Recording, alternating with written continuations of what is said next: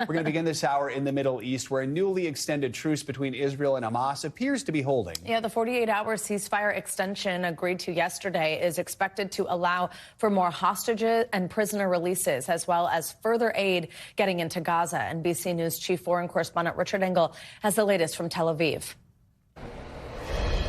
As the deal was set to expire late last night, Israel and Hamas agreed to a two-day extension. That means today and tomorrow, Israel is not carrying out its bombing campaign to destroy and dislodge Hamas in Gaza. And Hamas is expected sometime today to release at least 10 more hostages, 10 more tomorrow, in exchange for dozens of freed Palestinian prisoners. Under armed guard, Hamas handed over 11 hostages, 2 women and 9 children, to the Red Cross last night, including 2 3-year-old twin girls. They were whisked into Israel for medical checks and then reunited with their families. All of the hostages freed yesterday were taken by Hamas on October 7th from a single kibbutz, Nir Oz, near the Gaza border, including 12-year-old Erez and 16-year-old Sahar Calderon. Their father, Ofer, like all of the kidnapped men, remains a hostage. Bring them home and to be again big happy family. So let's go, let's bring them back. But Hamas isn't the only group in Gaza holding hostages. Others have around 40, including, according to the Israeli military, 10-month-old Kafir Bibas, whose mother and siblings were also captured. Critically, the Israel-Hamas hostage deal is allowing more aid into Gaza, which has been devastated by Israeli airstrikes and tank fire. Before and after pictures show wide-scale destruction, with 80% of the population displaced, according to the UN. Truce or not, we still have no electricity, no water, and none of life's basic necessities, said this man. In Israel, the hostages are staying in hospitals until they're ready to go home. So far, only one American has been set free in this truce, 4-year-old Israeli-American Abigail Adon. Her mother and father were killed. She was sheltered by neighbors until Hamas discovered them and took them all hostage. We spoke to her aunt at a hospital near Tel Aviv, where Abigail and most of the freed children are staying. Her story is so difficult because she went through hell and now she has no parents. Yeah. So what's going to happen to her? Well, the family is going to take care of her. There's a lot of family around her. I know, like in Israel, people feel that she's the Israel baby. She's the Israeli baby of everyone. The first of 3 American aid flights containing aid for the people of Gaza arrived in Egypt today. The aid will then be trucked into the Gaza Strip. It includes food, medicine, and winter clothing. All right, Richard Engel, thank you so much. For more, we are now joined by longtime former NBC News correspondent and Tel Aviv bureau chief Martin Fletcher, who has been joining us throughout this conflict. Martin, good morning. Thank you very much for being with us. So we now have this additional 2 days of this truce with the additional potential for these 10 hostages to be released, 10 today, 10 tomorrow. Hamas, though, still has dozens of hostages. So how big of an impact do you feel? How hopeful does this make you that future negotiations could continue to have hostages released when we know that those next 20 will still mean there are several in captivity?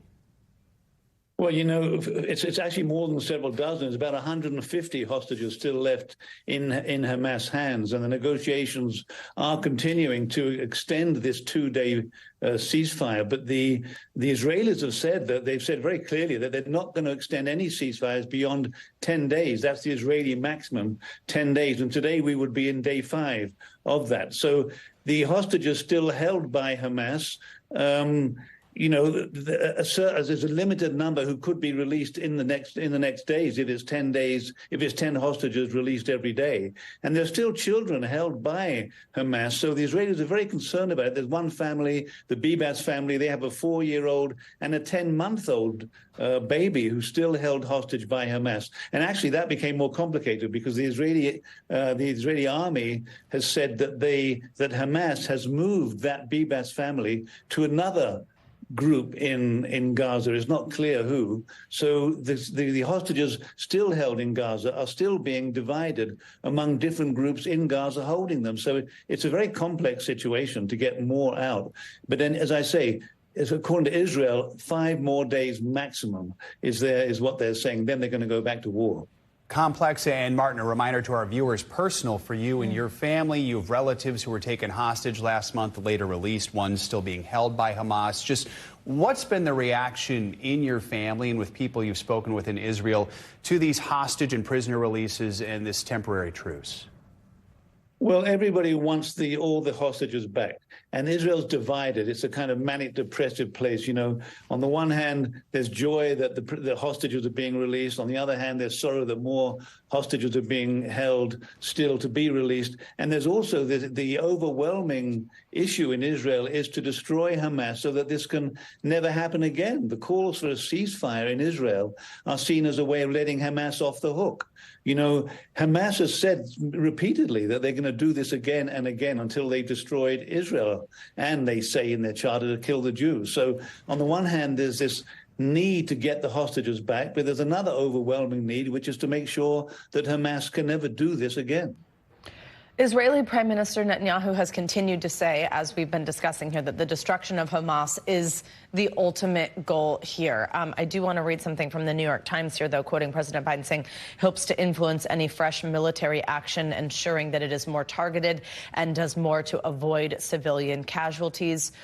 Do you think we could see a different approach from Israel after the pause? Is that possible?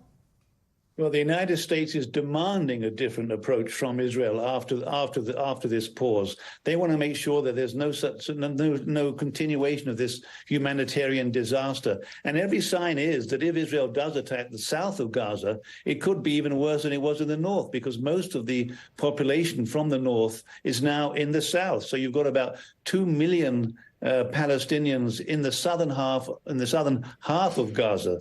So whereas before they were spread out over all of Gaza, now they're concentrated in the south. So Israel cannot really continue the campaign in the same way as it did before of bombing its way into the enemy, if you like, of clearing the way for the Israelis ground forces by bombing from the air. You know, when you've got so many people focused and concentrated in such a small area, that's going to be another humanitarian disaster, greater probably than what we've seen already. So America wants that not to happen, and Israel is finally looking for a way to destroy Hamas, which it knows is hiding among that Palestinian population in the south of Gaza. So Israel's work is the future is very tough for Israel's military. How do you destroy Hamas when they're hiding within the civilian population? That was a problem before. It's a problem. It's a double the size problem now, because, as I say, most of the population of Gaza is concentrated in only half of the territory.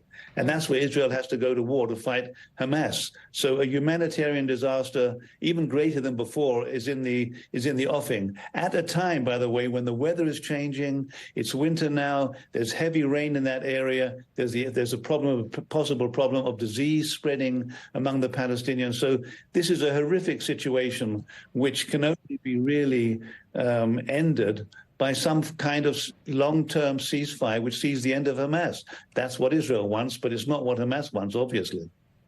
Martin Fletcher, as always, we so appreciate your perspective and also you sharing personally what your family's going through. Thank you for joining us.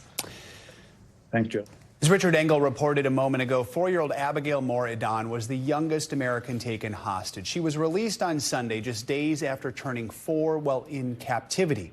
Members of Abigail's family spoke out earlier this morning on Today for the first time since she was freed. Here's part of that conversation. Well, first, we're thrilled that she is released. Abigail was held hostage with a mother and her 3 kids. And that was a blessing because she had a mother who could hold her and comfort her in the darkness for 50 days. Abigail is with family. She's with her aunt, her grandmother. They met her. She's been reunited with her brother and her sister. And that was magical in the sense that a brother and sister who for 50 days waited and hoped that Abigail would come home. And Abigail, when she saw them, was just elated. And with her cousins as well. And so it's going to be a very slow process. And it's 50 days and having seen her parents murdered. But at least she is now home safe with her family. And we can only pray and hope as the days go on that she will be able to live a good life. Noah, will you tell us about Abigail? We all do sort of feel like we know her. As they said, you know, she's Israel's child.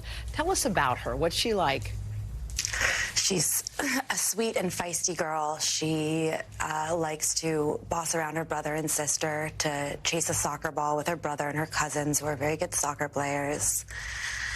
I mean, you can see on her smile, she's just a sweet girl that as far as we know, still has a love of life. It's just horrific when you learn about the details of what happened to Abigail. I mean, her father was killed holding her, trying to protect her. Her mother was killed, her siblings right behind a partition, and had to witness that. How do you rebuild, Liz? I know she is surrounded by family and you will envelop her in love, but what are your hopes for her? Well, my hopes are that she can live a private life where she can be with her family. Her aunt, who is the sister of Smadar, who was murdered, will be raising her with her husband, Zoli, and with their 3 kids. So this family will be 6 children. And I know that they will get lots of love. The grandparents are very involved in her life. And what I hope for her is that she will be embraced and she'll go back out and play soccer with her siblings and go back to school. Abigail's family calls her the hope for the future. They hope she will be able to live her life and have as normal a childhood as possible. Well, President Biden and the First Lady will be in Atlanta this morning to give their final respects to former First Lady Rosalynn Carter at a memorial service. She passed away last week at the age of 96. Former President Jimmy Carter, her husband of nearly 80 years, is also expected to attend. NBC News correspondent Blaine Alexander is in Atlanta with more. Hey, Blaine, good morning.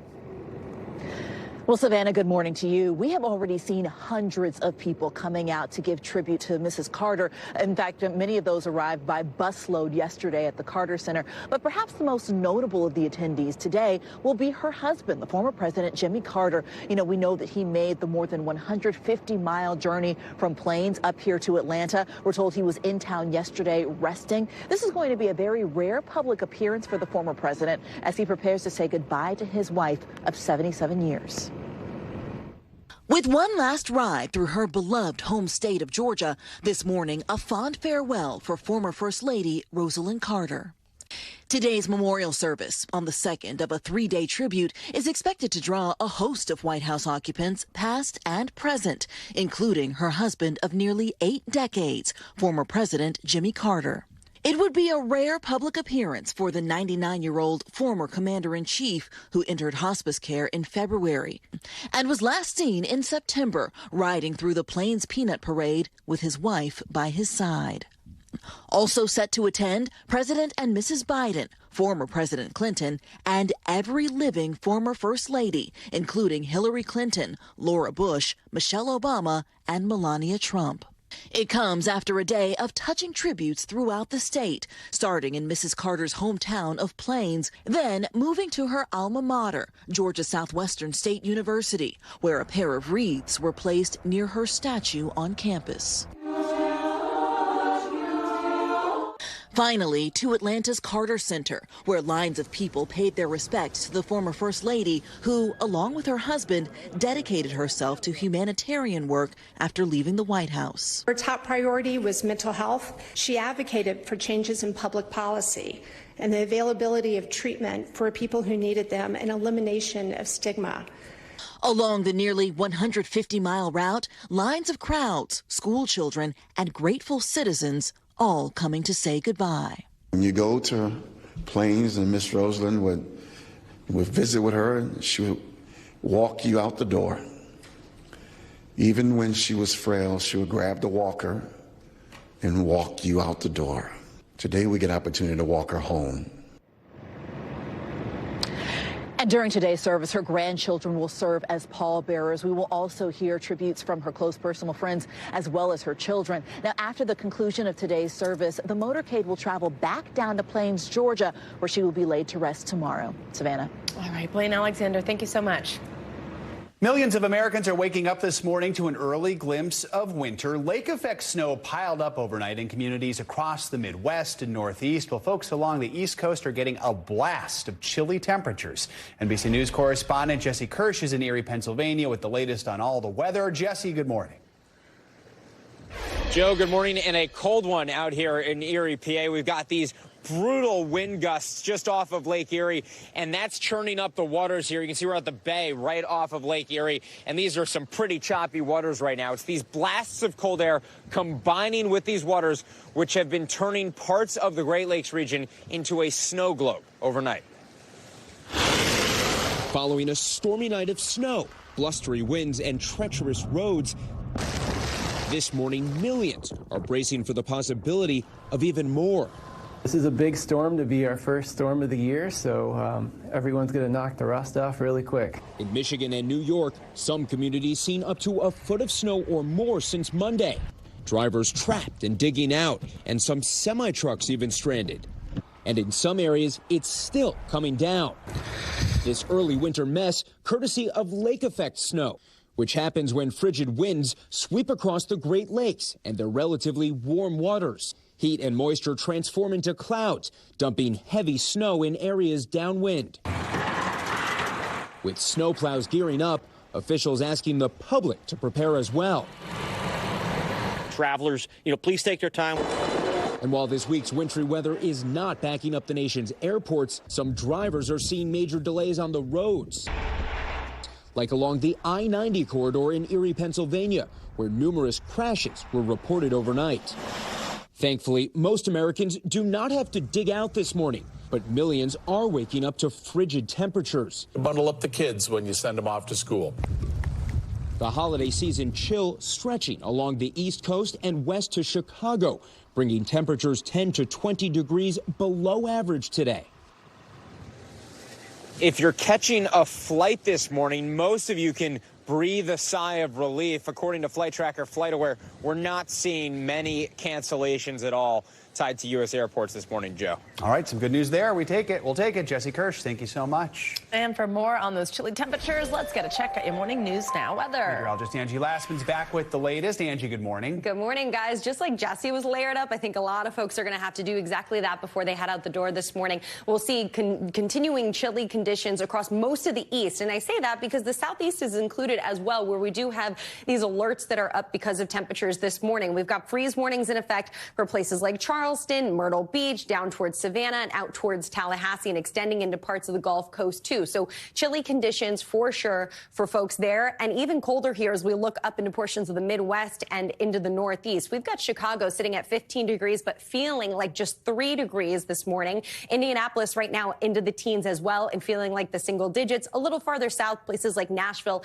into the 30s, but feeling like the 20s. The Northeast included in this as well, with the 30s for New York right now, but with that wind again into the mid-20s. So extra layers going to be necessary. We will see our temperatures end up into the upper 30s in New York today. That'll be better than, of course, what we're dealing with right now, but still running well below normal for this time of year.